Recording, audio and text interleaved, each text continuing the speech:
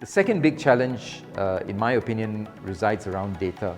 There are so many customer touch points along any journey, and as I said, because there's so many providers involved, thousands and thousands and thousands of data points are generated. But who owns that data? How is that data being used?